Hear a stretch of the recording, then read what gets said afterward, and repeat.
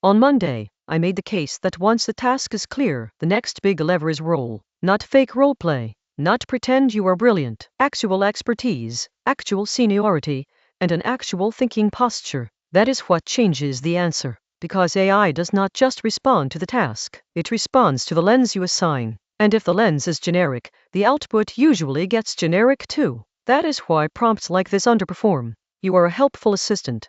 You are an expert. You are a professional writer. Those labels sound useful, but they do almost no real work. They do not tell the model what field matters, how experienced the voice should sound, what trade-offs matter, or what kind of judgment to apply. That is what PRO fixes. Practice, rank, orientation. # Monday recap in 3 quick parts. A clear objective tells AI what to make. A clear role tells AI who is making it. When you define both, the answer gets sharper because the model no longer has to guess the expertise level or the point of view. # Reflection on Challenge 1. Finance. Write a board update gets much better when the role sounds like an actual finance leader. That means more than saying you are a CFO. A stronger version sounds more like this. You are a CFO, you have experience presenting to a board, you are known for clear, data-backed communication, you do not hide risk, you focus on the decision the board needs to make. That last part matters. Finance writing is not just about sounding serious. It is about helping someone make a decision with confidence. So if your finance output still felt generic,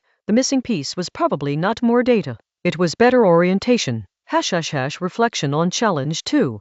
Recruiting. Recruiting is a great example of why role is not just title. A recruiter's job is not to blast messages. A good recruiter balances signal, empathy, speed, relevance. So instead of, you are a recruiter, try, you are a senior recruiter for hard-to-fill roles. You write clearly, respect the candidate's time, and lead with why the opportunity may actually fit. You avoid hype, vague praise, and forced urgency. That changes tone fast, not because it is longer, because it is more believable. # Reflection on Challenge 3. Engineering. Technical writing gets better when the role includes both expertise and teaching posture. A senior engineer explaining a login API to another senior engineer will write one way. A senior engineer mentoring a junior developer will write another. That is where rank changes the output. And orientation matters too. Do you want precision first, onboarding clarity first, speed of implementation first, security and edge cases first? Those are different lenses. They produce different documentation.